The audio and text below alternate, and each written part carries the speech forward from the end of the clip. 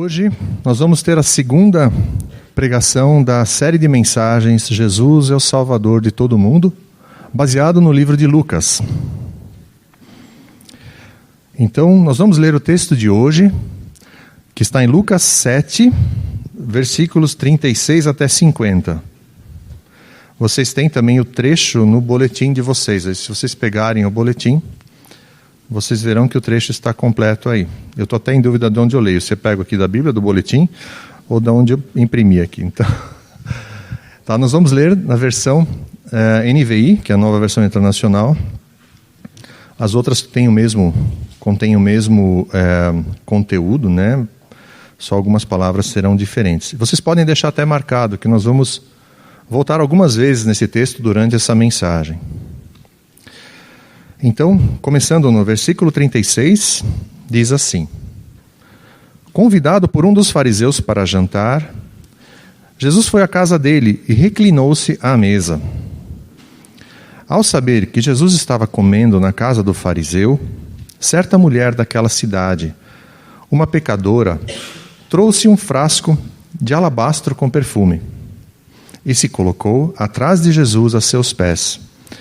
Chorando, começou a molhar-lhe os pés com suas lágrimas. Depois os enxugou com seus cabelos, beijou-os e os ungiu com o perfume. Ao ver isso, o fariseu que o havia convidado disse a si mesmo: se esse homem fosse profeta, saberia quem nele está tocando e que tipo de mulher ela é, uma pecadora. Respondeu-lhe Jesus: Simão, tenho algo a lhe dizer. Dize, mestre, disse ele. 2 homens deviam a certo credor. Um deles devia 500 denários, outro 50. Nenhum dos dois tinha com que lhe pagar. Por isso perdoou a dívida a ambos. Qual deles o amará mais? Simão respondeu: Suponho que seja aquele a quem foi perdoada a dívida maior. Você julgou bem, disse Jesus. Em seguida virou-se para a mulher e disse a Simão: Vê esta mulher? Entrei em sua casa, mas você não me deu água para lavar os pés. Ela, porém, molhou os meus pés com suas lágrimas e os enxugou com seus cabelos. Você não me saudou com um beijo, mas esta mulher, desde que entrei aqui, não parou de beijar os meus pés.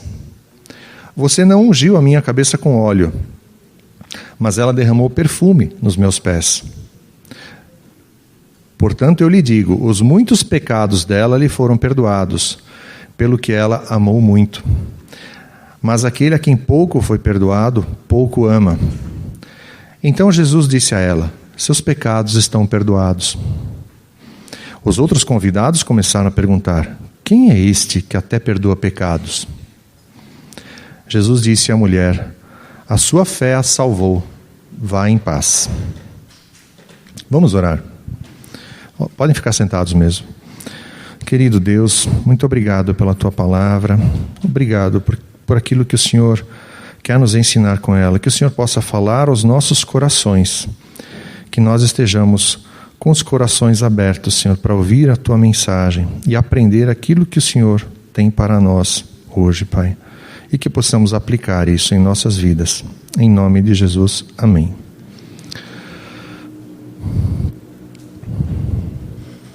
Bom, no texto que nós lemos hoje, nós vemos que Jesus foi convidado para um jantar. E ele aceitou o convite. É interessante notar, Jesus aceitava convites de muitas pessoas. E isso a gente vê até na própria Bíblia, até em Lucas isso, que de certa forma ele estava adquirindo má fama, né? No meio das pessoas ali, nos círculos das autoridades judaicas, pelo menos, ele estava adquirindo uma fama. No próprio no capítulo 7 de Lucas, no versículo 34, a gente vê até ali, olha, escrito: Veio o Filho do Homem, comendo e bebendo, e vocês dizem: aí está um comilão e beberrão, amigo de publicanos e pecadores. A gente vê que Jesus muitas vezes causou polêmica. Muitas vezes ele balançou aquilo que as pessoas consideravam consideravam o correto ou aquilo que eles consideravam como certo, né? E a gente vê na cultura popular, vamos chamar assim, na cultura popular, Jesus sempre muito amoroso. Ele era, sim, de fato muito amoroso.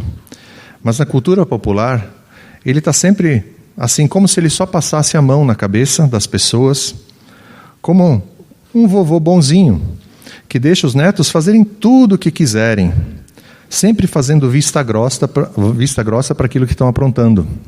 Essa é a cultura popular, né? Mas será que essa imagem de Jesus está certa? Você concorda com essa imagem sem questioná-la?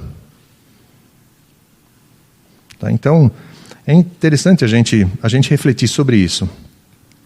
Porque naquela época também tinha um outro detalhe. O Império Romano dominava grande parte do mundo conhecido. E a região de Israel estava dentro dos domínios de Roma. Jesus muitas vezes comia com publicanos, sim. O que eram os publicanos? Eram cobradores de impostos para Roma. Por isso, eles eram odiados pela sociedade judaica, porque eles estavam favorecendo aqueles que os estavam invadindo. E também, além dos publicanos, também o texto que a gente leu lá, o versículo 34, Jesus também comia com outros pecadores, né? Pode ser qualquer pessoa, qualquer pecador. Essa era a época que Jesus estava agindo, Jesus estava fazendo o ministério dele nesse contexto, né? E no texto da leitura de hoje, ele foi convidado à casa de um fariseu e para jantar.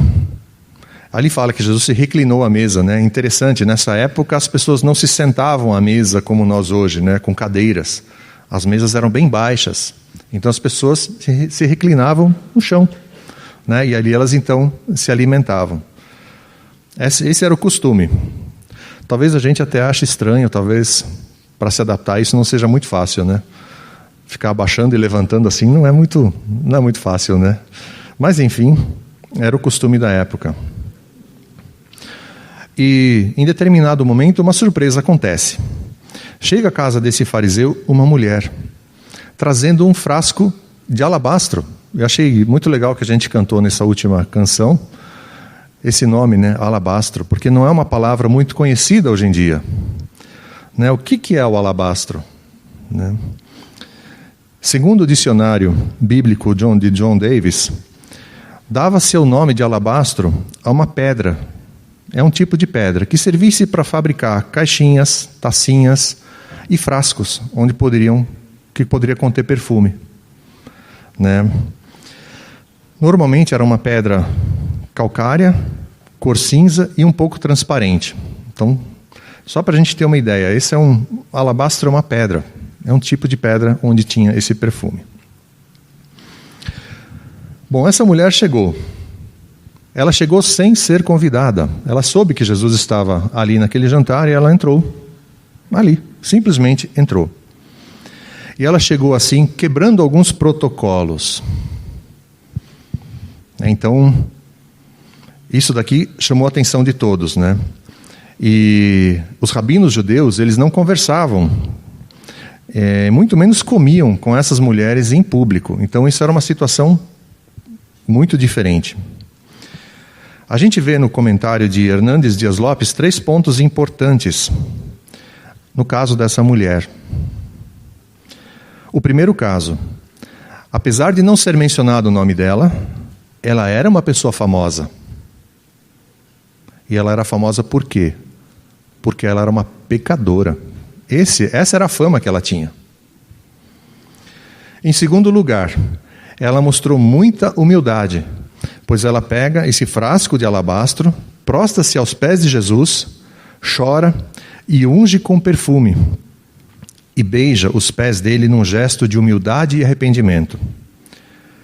Eu também acrescentaria que ela teve muita coragem para entrar nesse lugar e fazer isso, né? Pensou você entrar assim num jantar, onde você não foi convidado, na casa de um líder religioso, né? Então, foi realmente algo muito corajoso, mas também de muita humildade dela de fazer isso ali. Em terceiro lugar, ela teve uma atitude bem extravagante, pois ela regou os pés de Jesus com lágrimas e enxugou com os próprios cabelos. Isso foi além da humildade, né? Pois naquela cultura, a mulher soltar os cabelos em público era considerado uma atitude indecorosa, uma falta de etiqueta. Ela, porém, não se importou com a opinião das pessoas e só quis demonstrar seu profundo agradecimento a Jesus pelo que ele fez por ela.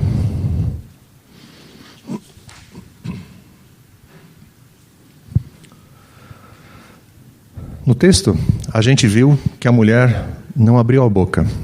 Ela não disse uma única palavra. E provavelmente o silêncio ali foi constrangedor, porque com todos os convidados assistindo aquela cena, ninguém falou nada, né? Ela entrou num jantar que não tinha sido convidada, ela interrompeu o jantar e ainda se comportou de maneira imprópria diante daquela sociedade que estava ali reunida. Tá? Não só ela permaneceu em silêncio, como os convidados e o próprio anfitrião também não disseram nada até aquele momento. Porém, o texto bíblico nos mostra que, apesar de permanecer em silêncio, o anfitrião censurou Jesus em seus pensamentos. A gente pode ver isso no versículo 39. Diz ali: ao ver isso, o fariseu que o havia convidado disse a si mesmo: se esse homem fosse profeta, saberia quem nele está tocando e que tipo de mulher ela é, uma pecadora. O fariseu aqui se questiona se Jesus realmente é um profeta, pois no pensamento dele, um profeta não deixaria uma mulher dessa se aproximar, ela era impura. E um profeta saberia disso, e saberia que não deveria se aproximar de uma mulher assim. A gente vê quão pouco ele conhecia Jesus. Aí, nesse momento ele conhecia muito pouco ainda. Agora vamos imaginar que isso fosse um lugar, um set de filmagem. A câmera estava ali, mostrando a mulher, lavando ali os pés de Jesus com as lágrimas, enxugando com os cabelos. De repente a câmera muda para o fariseu, pensando isso daí, e agora a câmera muda para Jesus. E aí Jesus entra em cena. Ele quebra o silêncio, aquele silêncio constrangedor, para ensinar algo para aquelas pessoas que estavam ali e que ficou registrado para nós aqui hoje também. Jesus conta uma história para revelar como somos rápidos em enxergar o pecado dos outros, mas não o nosso próprio pecado. Né? Ainda conforme Hernandes Dias Lopes, Jesus quer corrigir uma postura do Simão, que muitas vezes é a nossa também. Ele contou a história de um credor, e tinha 2 devedores. Um devia 50 denários. Um denário era um dia de salário, na época, né? Uma pessoa devia, então, 50 denários. Outro devia 500. Então a gente vê que um devia um valor, outro devia 10 vezes mais. E nenhum deles podia pagar. E esse credor perdoou os 2. E aí ele termina com uma pergunta para Simão: qual dos 2 devedores amará mais o credor? Aí o Simão respondeu: eu suponho que foi aquele a quem foi perdoada a dívida maior. No versículo 43 a gente vê isso. Você julgou bem, disse Jesus. Os pecados daquela mulher, como nós vimos, eram conhecidos. A Bíblia não fala aqui o que era, mas ela era considerada uma pecadora. Mas os do fariseu Simão não eram conhecidos. Ele era considerado uma pessoa justa. Ele era um fariseu, né? A gente vê na sequência do texto, no versículo 44, o seguinte: em seguida virou-se para a mulher e disse a Simão: vê esta mulher? Entrei em sua casa, mas você não me deu água para lavar os pés. Ela, porém, molhou os meus pés com suas lágrimas e os enxugou com seus cabelos. Você não me saudou com um beijo, mas esta mulher, desde que entrei aqui, não parou de beijar os meus pés. Você não ungiu a minha cabeça com óleo, mas ela derramou perfume nos meus pés. Então a gente vê que o fariseu não expressou o amor por Jesus como aquela mulher estava expressando, como ela estava demonstrando. Ela se sentia pecadora, mas provavelmente o fariseu se sentia justo. Eu digo provavelmente, é o que a gente pode inferir do texto, né? Mas na verdade, o fariseu, ele era tão falido espiritualmente como aquela mulher, ou como qualquer um de nós. Ele era tão necessitado do perdão de Deus, como aquela mulher, ou qualquer um de nós. Só que nesse caso aqui dessa história, a gente vê que ela saiu em paz, né? Vamos olhar isso um pouco mais de perto. A gente vê aqui um aspecto que muitas vezes é deixado assim, não é tão observado. Nós vemos aqui uma evidência, mais uma evidência da divindade de Jesus. No versículo 48, a gente vê assim, né? Então Jesus disse a ela: seus pecados estão perdoados. Vamos supor uma coisa. Vamos supor que alguém pise no seu pé. Vamos supor que alguém te deu um empurrão sem motivo. Alguém te roube alguma coisa. Né? Alguém, sei lá. Vocês estão entendendo, né? Qualquer coisa que alguém possa fazer contra vocês. Ou seja, essa pessoa fez algo contra vocês, então ela está em dívida com vocês, não está? Agora vamos supor que chegue uma outra pessoa, que não tem nada a ver com o caso de vocês. Ela chega e diz assim, que a dívida daquela pessoa com você está perdoada. O que vocês vão dizer de uma situação dessas? C.S. Lewis diz que esse tipo de afirmação, se não for da boca do próprio Deus, é de uma imbecilidade ímpar. Né? E foi isso que Jesus fez. Né? Mas como assim? Foi no meu calo que a pessoa pisou. Né?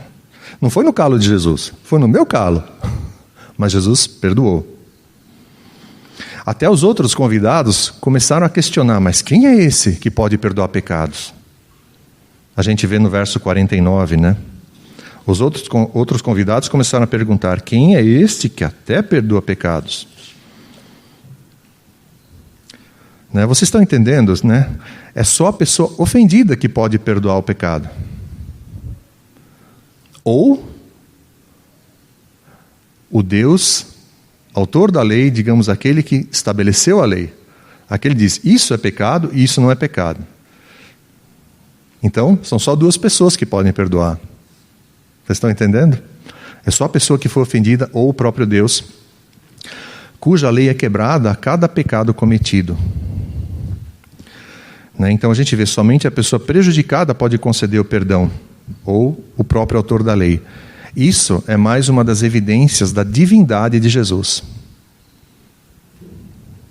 Se ele fosse somente um homem, um simples homem, ou apenas um grande mestre, ele jamais poderia perdoar pecados cometidos contra outras pessoas.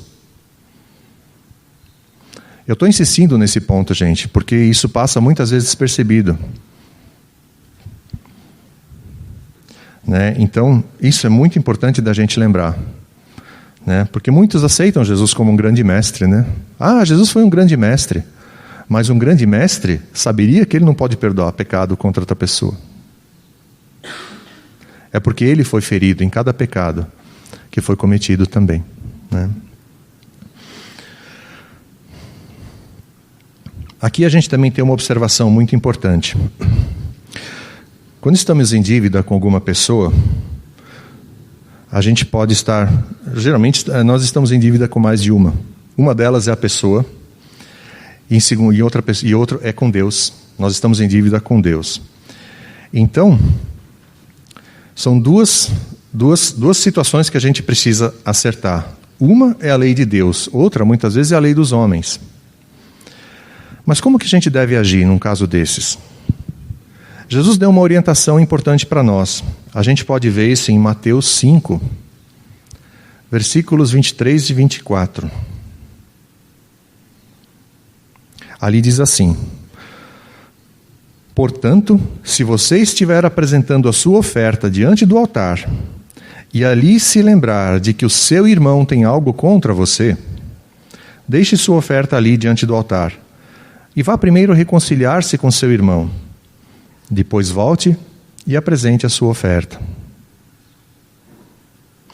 No caso da lei de Deus ser quebrada, a gente precisa acertar com ele, para receber o perdão dele. No caso da lei dos homens, ou alguma coisa que a gente deve com alguma pessoa, a gente deve também falar com a pessoa, para acertar, se reconciliar com o irmão. Essas reconciliações são importantes. E aqui, por exemplo, eu não estou dizendo que vai acontecer como esse credor que perdoa a dívida dos dois devedores. Mas é importante acertar com a pessoa. Se você deve alguma coisa a alguém, converse com a pessoa. Converse, se acerte com ela. Né? Não deixe isso passar. De repente a pessoa até vai te dar uma graça, de repente de perdoar às vezes uma dívida também, né? Pode acontecer. Mas ore, entregue a Deus, procure a pessoa para acertar isso com Ele. A gente precisa considerar uma outra coisa também. O perdão, ele tem um custo. Ele tem um custo para quem perdoa. No caso da história que nós lemos, o credor perdoou uma dívida de 500 denários de um e de 50 denários do outro. E a gente sabe, no nosso caso, os nossos pecados, o perdão para nós custou a vida do Filho de Deus. Custou a vida de Jesus Cristo. Isso saiu muito caro para Deus. Muito, muito caro.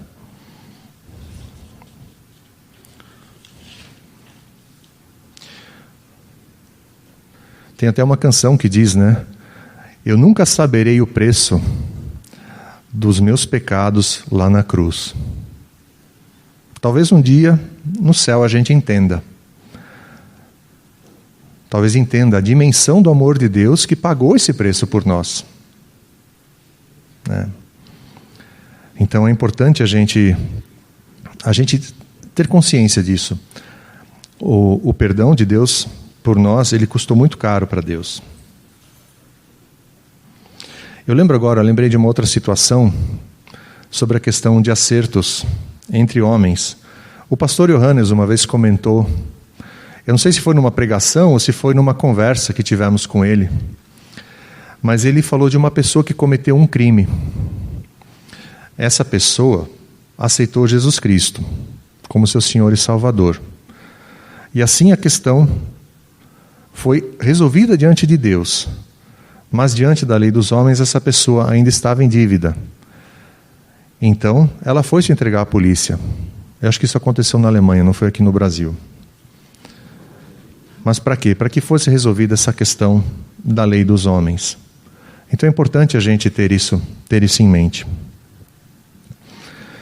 E tomar um passo desses, de confessar uma dívida, confessar um pecado, confessar alguma coisa, requer muita coragem. Requer de nós muita coragem e humildade também, porque nós nesse momento estamos reconhecendo que precisamos de ajuda. Nós sozinhos não podemos continuar assim. E é difícil admitir que a gente está errado, né? É muito difícil admitir isso. Mas é libertador. Isso é libertador. Jesus reconheceu naquela mulher o arrependimento no coração dela. E por isso, ele pôde perdoar os pecados dela. E aqui também vale uma outra observação importante para nós. O amor de Deus por nós é incondicional. Deus nos ama incondicionalmente. Mas o perdão dele não é. O perdão depende de arrependimento. Deus ama todos nós, mas nós precisamos chegar até Ele e pedir perdão. Isso é importante fazer, é um passo importante que todos temos que dar. Se você ainda não deu esse passo, dê esse passo. Peça perdão a Deus, acerte-se com Deus.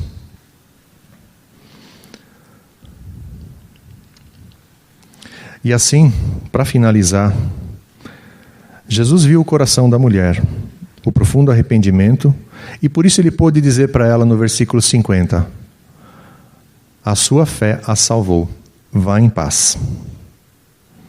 Ela havia entrado naquela casa, naquele jantar, com o coração e a vida aprisionados. Ela entrou com uma fama ruim e foi julgada pelos homens. Ela entrou com um peso enorme no coração, mas ela saiu liberta e perdoada.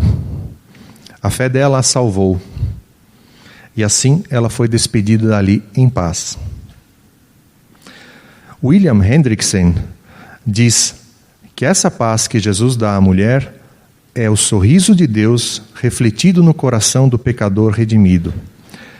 Um refúgio na tempestade, um esconderijo na rocha eterna, um abrigo sob as asas do Onipotente. Amém? Amém.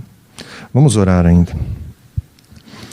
Querido Deus, obrigado pela Tua palavra, obrigado por essa mensagem de perdão, de salvação, de paz que o Senhor dá.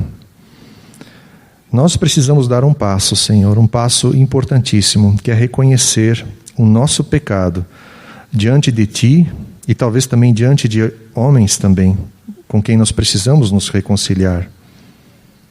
Nós pedimos a Tua ajuda, pedimos que o Senhor nos ajude, nos dê clareza de pensamento, nos dê discernimento, e que o inimigo não possa roubar isso da nossa mente, nem da nossa carne, Senhor, mas que o Senhor coloque isso bem claro em nossos corações, o que devemos fazer para termos essa reconciliação contigo e com pessoas, Pai.